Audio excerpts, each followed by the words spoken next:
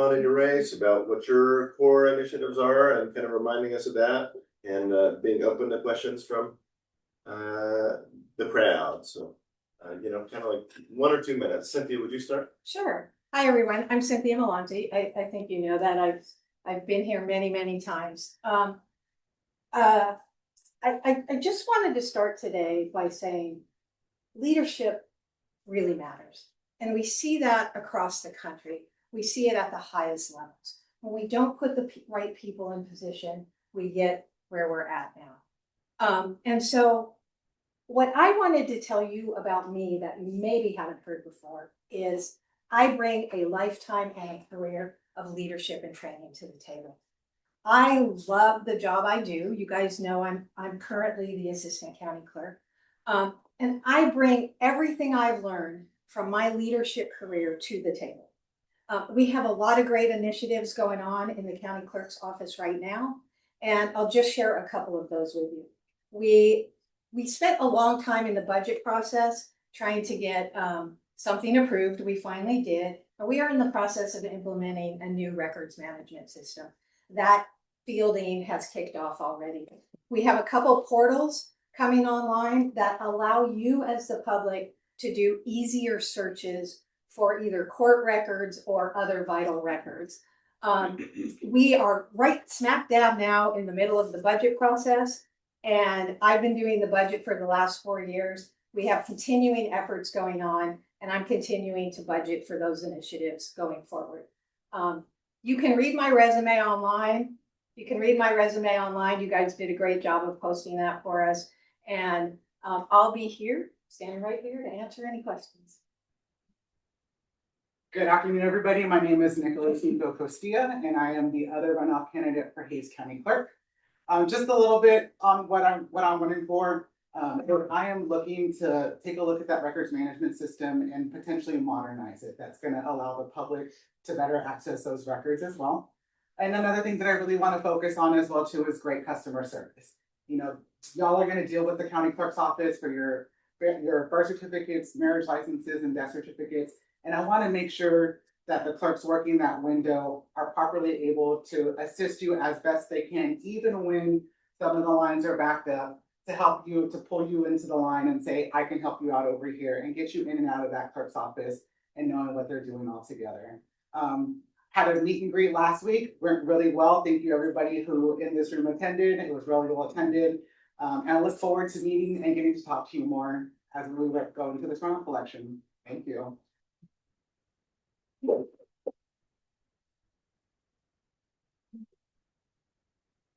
you have any questions from the audience? Paul? Jeff? This one's for both of the candidates. So Cynthia, how long have you been working in the current job of being the second person in charge of the office that you're trying to take over now? Absolutely. And also then to Nico, how long have you been working in your position, and how do you think you're going to make a transition from that into this new position? So I've been the assistant county clerk for 4.5, going on 5 years. I was the director of operations for a Cherokee Nation company, working with the government, and Elaine Cardenas, the current county clerk, knew me, knew my background, asked me if I would consider to come to work for the county clerk's office because she recognized a need and my skill set had that. So been there 4.5 years. Thank you. Mm-hmm. So by choice, I am a public servant. I have been involved in nonprofit organizations ever since I was 18. I still currently stay involved in nonprofit organizations now. In some of those organizations, I am in a leadership role as well too. So I have been with the district attorney's office in the county for almost 12 years now. And the last 10 of those years, I've been in that role where I've been the legal assistant supervisor. Transitioning over from legal assistant supervisor to county clerk, kind of goes hand in hand with what we're already doing. We're working with the criminal cases, we're filing those criminal cases with the clerk's office, and we're going in and working one-on-one with the clerk's office, filing the paperwork with them as well too. So that transition for me is going to be a breeze because I'm familiar with CJIS, our criminal justice information reporting system. I'm familiar with how the paperwork needs to be filed as well too. So I think that transition going from where I am at the DA's office is gonna make me a better candidate and a better county clerk because I have experience coming from a different office. Hey, I have some PTSD, that might send me over. Paul?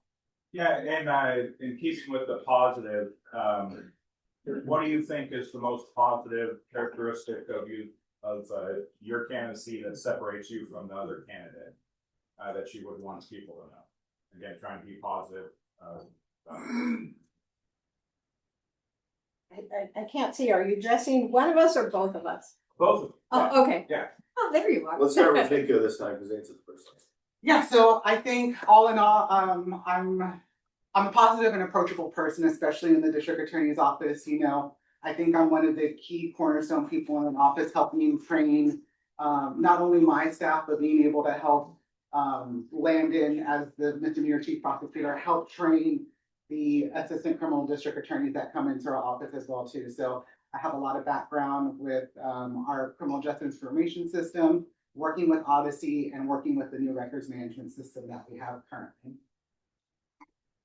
So what I bring to the table, and I said it earlier, is a lifetime of experience. And I went to the best leadership training academy there is, that of the US military, and particularly, I'll say, the US Army. I had the opportunity in my career to grow through the ranks, get progressive leadership positions. I commanded multiple units, and I directed at the highest levels, advising generals, not only stateside, but overseas. And when we talk about who's battle tested, I can say I literally really am battle tested, having served in Iraq, the combat brigade, where I was the brigade's personnel officer, tracking 3,500 soldiers in 4 different countries. Those are complex missions, complex operations, and there's nothing in the county clerk's office that I can't handle. So that's what I'm saying is my whole lifetime of experience has me ready to lead. I'm leading now the office, and I'd like to continue to lead the office. Thanks, Paul.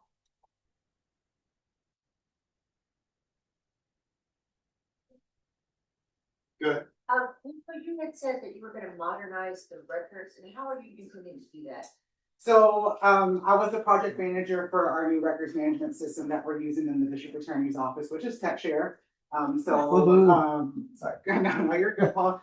So Grady, Kelly, and Landon saw my leadership skills, saw that I knew the office and the ins and out of the office, and were able to put me in that position. So I want to take a look into the current records management system that they're using, which is Odyssey, and potentially either help move that system forward that we're using, or bring in a whole new system to help with that modernization of the records management. Thank you. Cynthia, do you want to answer what your plans are in regards to the development of the? Absolutely. So there's actually 2 divisions in the county clerk's office. There's the public records, and that has a public record system. And then there's the court side that has the court record system. We are currently updating the official public record system. Unfortunately, on the court side, because of some reporting procedures through the Office of Court Administration, they've locked us into our current system. And we aren't going to be able to change that for a while unless something changes with the judges and the leadership at the state level. So right now we're locked into that system, and it is a little bit different than what the lawyers use in case management. We're doing a different system. It's records management of the cases after they're filed. So there's just a few little minor differences between the 2. We got time for about 2 more questions. Councilman Commissioner Cohen, Susan. So this office has a large number of employees. What are your ideas about improving morale or expanding growth opportunities within the department? And that's the. Nico, go It's first. okay. Yeah, so to improve morale within the office, I think I want to show up Monday through Friday, 8 to 5, and be there with the employees to make sure that they see that their elected official is there in the office and putting in the same amount of hours as they are.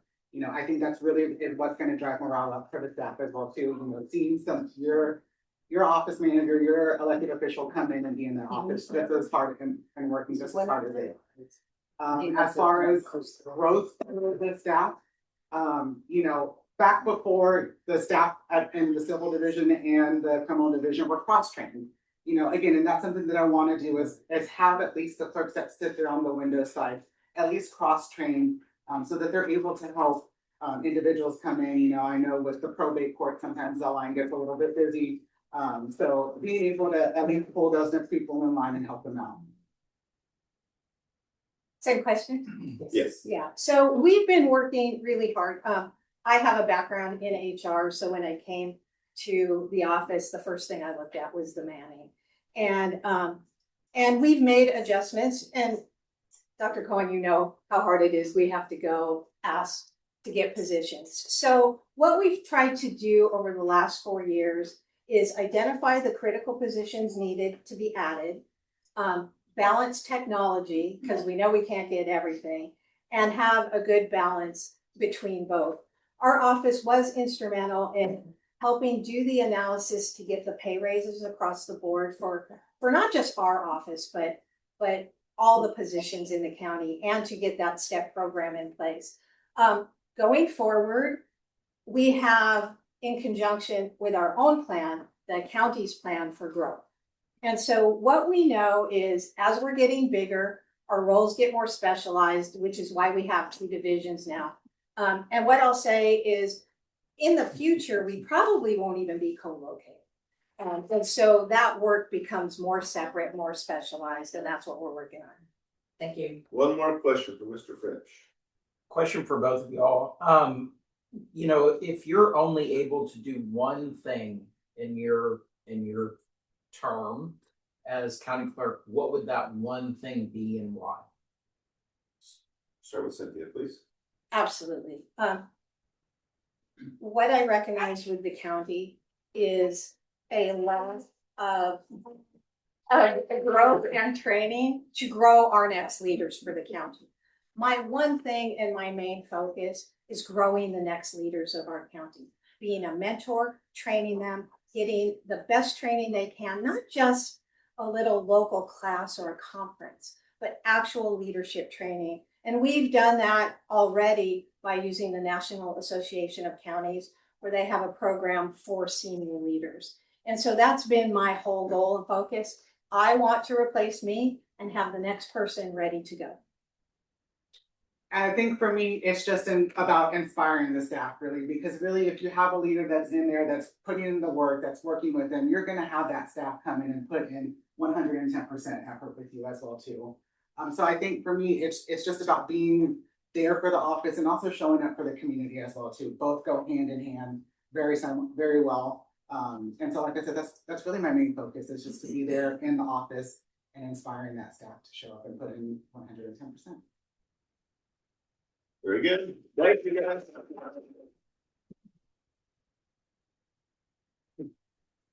See if I see comments or disjunction here. Me? Sayla, call her name all 3 times. Or that? My lawyers got that. Let's hear from Dr. Cohen and Sarah.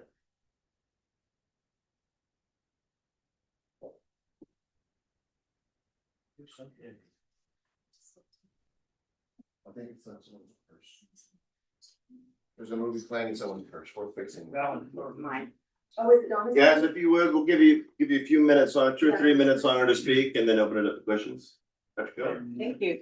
Hello, everyone. I'm Dr. Michelle Cohen. I'm currently the County Commissioner for Precinct 2. It's definitely been an honor to be in this role. I've done a lot of great things. I do want to thank KBAD for the invitation to speak today. I know I was not endorsed by KBAD, but I respect the process, and what I think this runoff election has given me is and also giving y'all is a second chance to look at me as a potential nominee for the general election and, you know, get to know me a little bit better, get to know me and what I care about. I think many of you know, have known me quite a while. I've been involved probably since 2018. I've been a precinct chair, worked on campaigns, been there for the Democratic Party. And I want to be able to continue that work as your county judge and bring everyone together in our county to work together to build a county government that is sustainable to the growth that we are experiencing right now, protecting every aspect of our quality of life as well as our natural resources. And I am committed to continue to do that work. Thank you.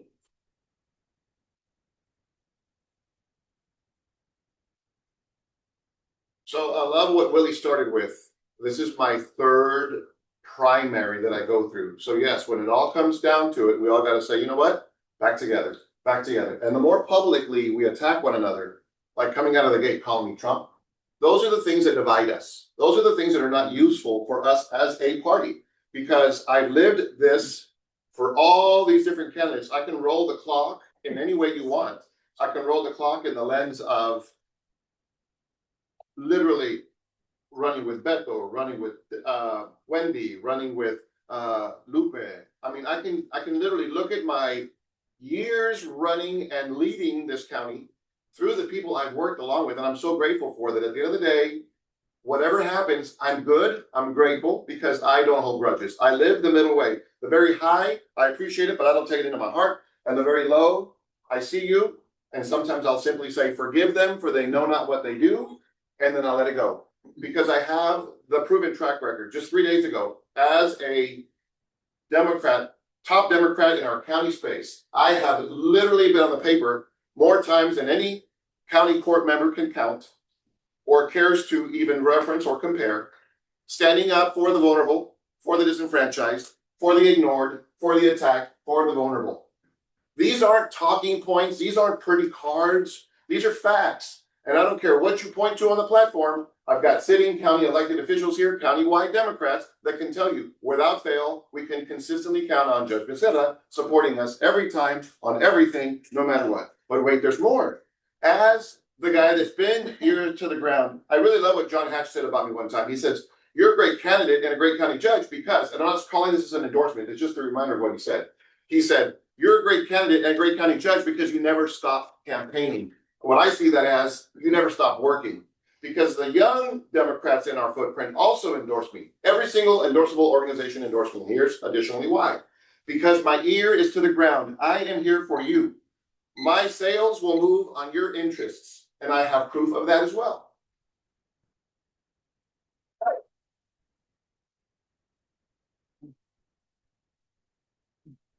Questions from the crowd? We'll start with Paul. Kind of same question from earlier. In a positive light, what do you think is the single characteristic that you that distinguishes you from the other candidate that you would want us to know? Dr. Taylor? Sure. When I look at problems, you know, I look at the big picture of the problem. You know, coming into Hays County as an elected official, what I've recognized is that we have a lot of growth that needs to be done within our internal systems. In order for all of our forward-facing services to improve, we need to take a hard look at our internal processes. And what I've discovered about myself is I am a gap identifier, I am a systems builder, I am a process improver. And I want us to be better internally so we can be better for you as a community. We can address the issues that are going on in our county. Growth is our number one issue right now. And we have yet to have a true strategic plan to address that growth. We haven't had one since 2011, right? And so it makes it very difficult for our county government to decide what are going to be our priorities.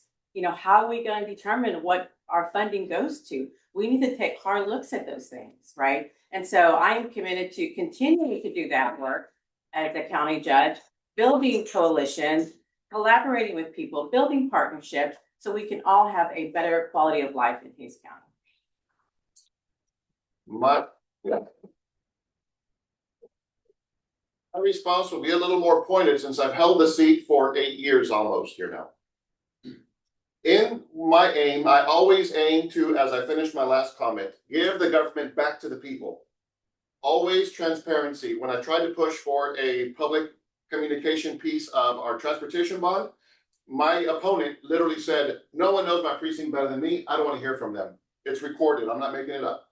When I try to create conversation points around what's important to you, like in January, we all voted for flock unanimously, flock cameras that are attacking our communities, okay? Communities, the youth, again, I can continue. They said, hey, this is wrong and this is how and this is why. Libertarians and all the other groups were telling me this is wrong. I said, okay, I hear you loud and clear. And now I'm gonna push to uproot it, take it out as fast as I can, as soon as I learn something.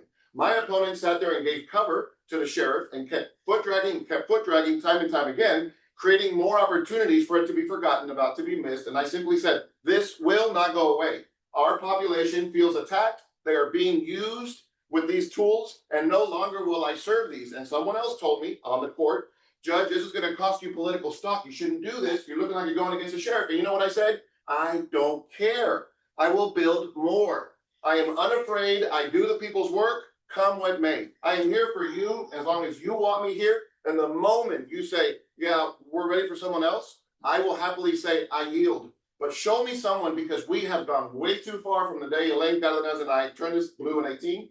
And there's no way we need to go backwards, because I have done the work. I fought and beat some of the strongest Republicans that exist. Some of you in this room have voted for these Republicans I ran against, and I don't have a problem with it. I understand. Mark Jones is a wonderful guy. People in this room actually told me, I'm sorry, but I'm just going to vote for him. We have long relationships. That's okay. Forgive them, for they know not what they do. That's how I keep peace in my heart.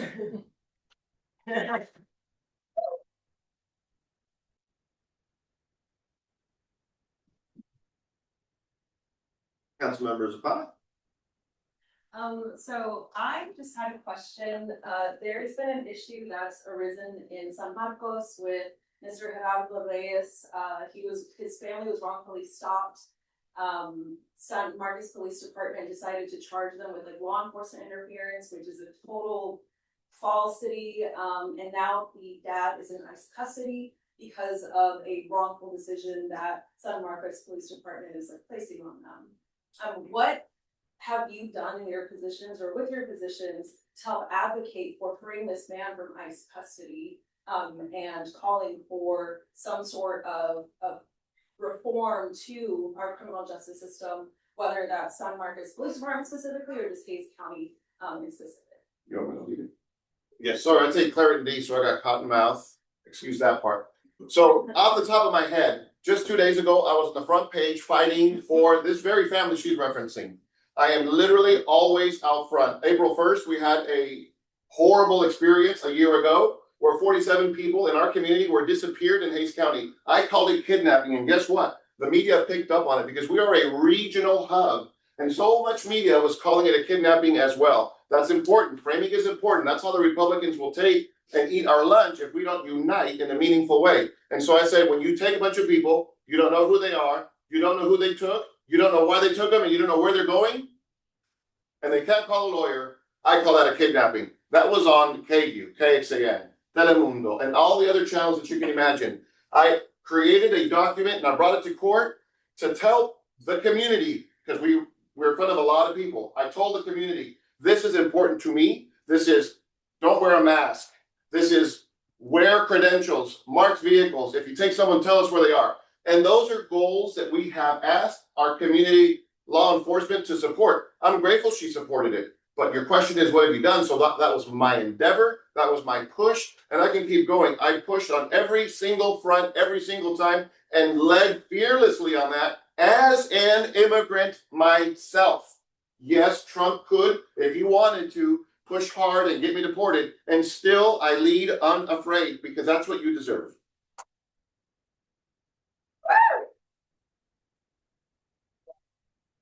Thank you, Claudia, for the question. I think you and I have known each other long enough to know where I stand as far as immigrants. And, you know, I have a standing meeting with Mono Amiga every month, and we talk about what can we do better as a county.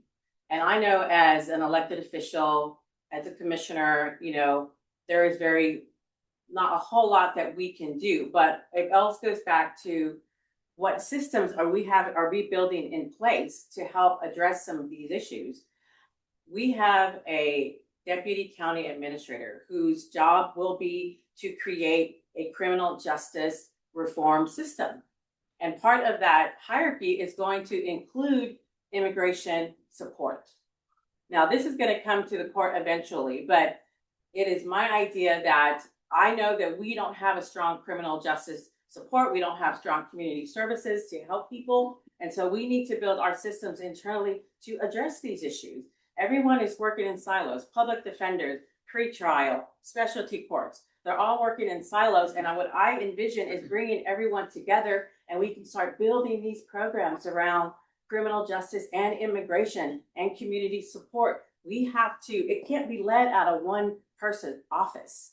We need to build the systems internally. That way, when we leave the court eventually, that these systems are going to be in place to protect our community. And I think that that's where it starts. That's, we build that foundation, and we have a stronger community for it.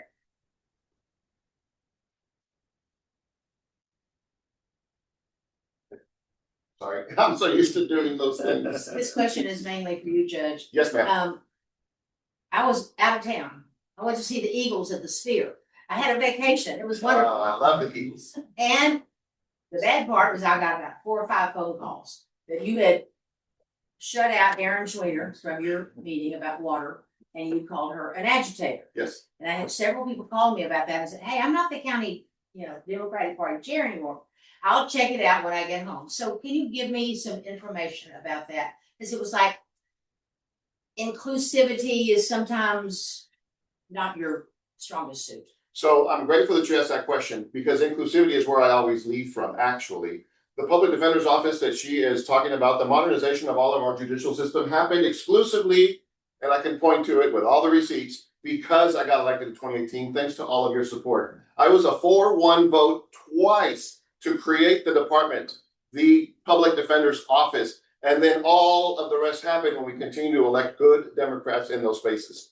I will say, one, I don't need to fearmonger. I don't need to cower down to ideas, because I come unafraid, because I don't walk with lies. I speak the truth. That is my compass. That is how I live. And so when I told the court, Erin also knew it, I'm going to come with some tool, some way to start the conversation for our county to start slowing down these large industrial users that we're not ready to address. So she had time. It was not unannounced. It was a 1-pager, simple sentences, blue collar all my life. I wasn't going to put fancy words that people can understand. A resolution, 1-pager, simple sentences of what my intent was. And it was simply asking our court to support slowing down for 30 days so that we could have an opportunity to retool and request one singular thing: water availability studies from large industrial users. Instead of saying, I applaud the effort, thank you very much, she wrote a 2-page letter bashing the idea. You don't have the right, you don't have the authority. Well, yeah, but you know what? A lot of people in here couldn't vote and didn't have the right and didn't have the authority until it was challenged. And I can keep going. And so my point is, you can hear these things about let's build systems, let's work for it, let's do these things. But nothing's happening. The reason we are here today is because nothing has been happening meaningful in this space. People work hard and people love what we're doing, but we're still very vulnerable to these large industrial users, 100%. And so what I did was I said, well, I'm going to create a gathering of folks, water providers and the professionals that are in this space so they can educate me, because I always say this, I know you've heard it, I'm the dumbest guy in the room. I never want to walk around boisterous and say, oh, I'm Mr. Know-it-all. Never, never, never. Let me put the providers in the room together so they can educate me, bring me up to speed. And then she bashed that idea. And one more for you. When I started talking about the people that were going to attend, literally water providers in the county, she started attacking them publicly. And wait, there's more. Whenever the summit actually formalized and people were being shown of who was coming, she was actually calling people, telling them not to show up because it was a political stunt. And so finally, John Leonard's wonderful story that came in the paper last Sunday. An agitator? I'm an agitator. I use that word to say we are all, just imagine us as cooks. We all have cinnamon in our hands. If we're bakers, I'm a baker, okay? Cinnamon is good. Right time, right place. In this very critical first moment where I was trying to put people together that told me if she comes, I'm not coming to the table for a conversation. Just to understand where we are countywide, I had to do this. And believe me, people said, you're doing it for political stock and political because you're in a runoff. I'm like, are you smart enough to think about it that way? Because when I was in a runoff, there are like a room full of this many people that will determine who is your next county judge. Okay. Would I have reached out to the Republicans under those conditions? No, it was necessary. I did it because I had to do it, and it wasn't political posturing, but those are the people I brought into the room because I was told by everybody that was involved, if you don't include them, these are the people that have vetoed things in the past. So as soon as I hear that, I'm like, oh, gotta have you in here. You can veto things. You have the governor's ear. So I made sure to include everyone, especially those that can veto the process, so they can understand the intent was wholesome, it was pure, and it was open. And I reached out to Erin several times, and I already have heard some response. We're gonna be working together moving forward. And I immediately told her, even that same day, let's work together. I extended my hand that same day. So this is truly, most definitely for this moment, at this time, while I'm trying to gather some information, sit this one out. That was all it was about. But moving forward, she's involved and included in anything she wants to be a part of. I went as fast as I could, so thank you. Michelle, can you respond as to your feelings about that? You know, Erin Weiner has been an advocate for Hays County ever since she got elected. She has been doing the work on water, on protecting our natural resources, all of these things. I mean, she's earned her place more and beyond. To be denied access to that meeting and have Perry Isaac there instead. That is not, I mean, that hurt everybody, you know. She should have been included in that meeting. You know, she did RSVP to that meeting. She was told that they didn't get her invitation soon enough. Then she was told at the door she couldn't come in because of, you know, whatever reasons they gave her. You know, so obviously she's very upset about that whole thing. She should have been included in that conversation. She is our representative, and she is a Democratic representative, and she wasn't included in that meeting. You know, and so, I mean, I hope that we can all kind of come together eventually around this issue. I think there's definitely space for that. And this might go back to what Willie was talking about. You know, I think there's been too many years of the infighting and with each other. But you know, our mission is to beat the Republicans in November, right? And we're all going to have to come together eventually. I think that was a mistake that Judge Becerra denied her access. You know, but that's something that he has to answer for, and I think he did answer that. You know, and so. But you know, I mean, I wouldn't have denied her access if she asked him. Alfonso? Try to get back to the office itself, and in the light that Willie's talking about in positivity, without bringing each other into your answers. It's a similar question, but kind of in a different format. I think, Dr. Cohen, I think you're going to start. What is one specific thing that you were talking about? You say we need to reevaluate the systems and set them up. You have a plan, one that's already in your mind to full fruition that you want to put in as soon as you get in. And then on the flip side of that, Judge, what in your tenure is not working up to what you wanted it to be, or you would consider not fully functioning, and how are you going to fix that? So for me, it is, we need to expand our infrastructure, our vertical infrastructure is part, and we are doing that right now. Me and Commissioner Inglesby have been working on the East Side campus, which is going to bring another tax office.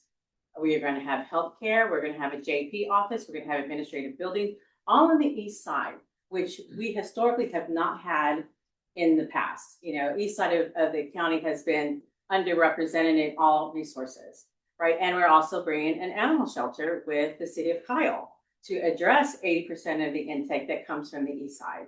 So those are systems and processes that are going to be implemented, you know, even before, I mean, it's starting now, right? And they're going to go on past whatever the decision is between him and I, you know, and so I'm really proud of that, you know, and also the strategic plan is also part of that. That's going to be announced this year to show everyone, here are our priorities, here are our goals, And we know exactly where we're gonna focus our money on. And part of that plan is also the criminal justice side.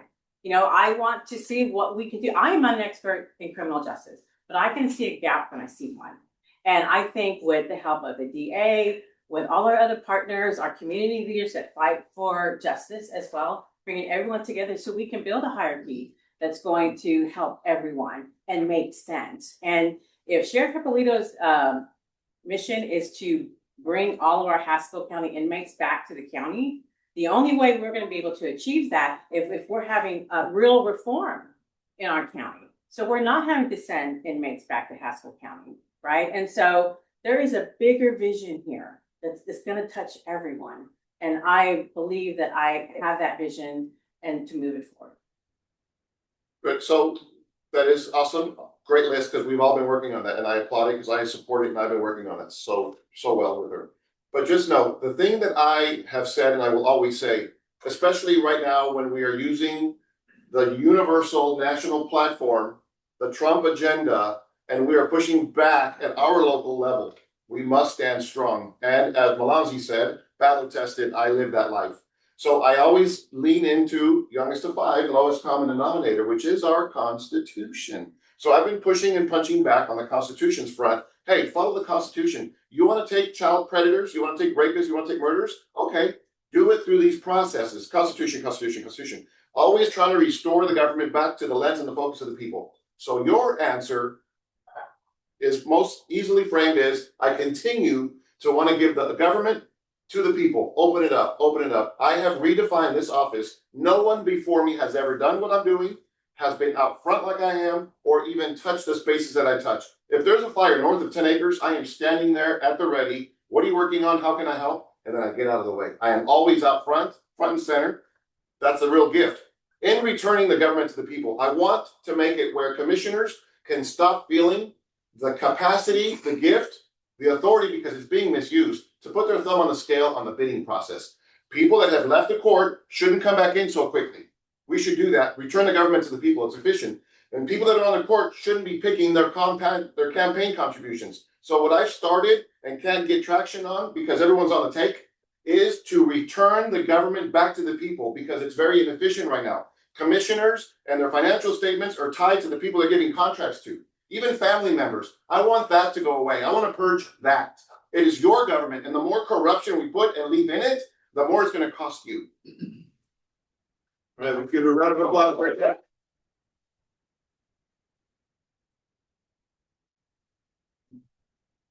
All right, folks, we now